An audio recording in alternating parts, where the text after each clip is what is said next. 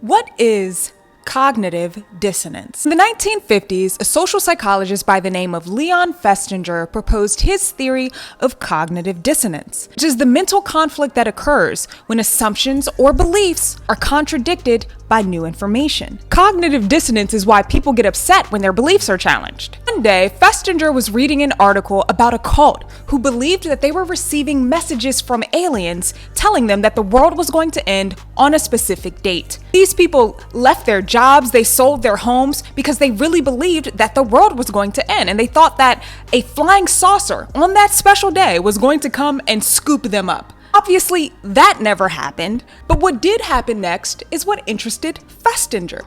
After the prophecy failed, after the world didn't end like it was supposed to, the cult members didn't realize that they had been brainwashed. They didn't accept the fact that they were wrong. Instead, they went out and actually tried to get more members. The cult got bigger after the prophecy failed. This proved Festinger's cognitive dissonance theory. The cult members experienced an uncomfortable mental conflict when their beliefs didn't match reality. So they tried to get social validation to ease the discomfort.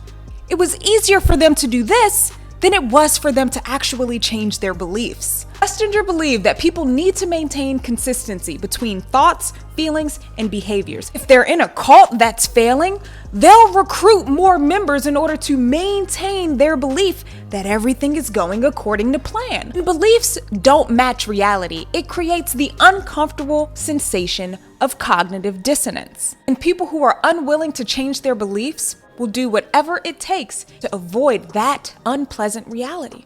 After all, sometimes reality can be a tough pill to swallow.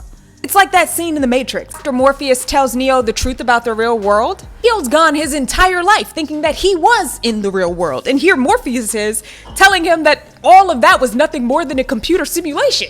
Initially, Neo's listening to what Morpheus has to say, but at some point it just becomes too much. The reality of the matter becomes too much. And that's when Neo starts to freak out a little bit. At that moment, Neo's beliefs stopped matching reality. And it's no different from when you tell someone a truth that is too disorienting for them to bear. The key here is to be dedicated to truth.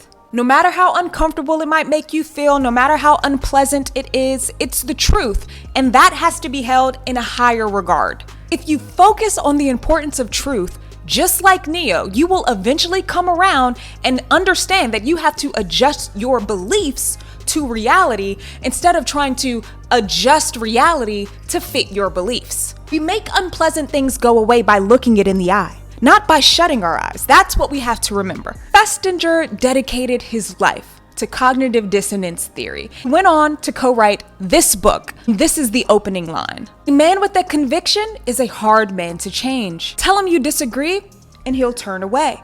Show him facts or figures, and he'll question your sources. Appeal to logic, and he'll fail to see your point. I'm Felecia for the win.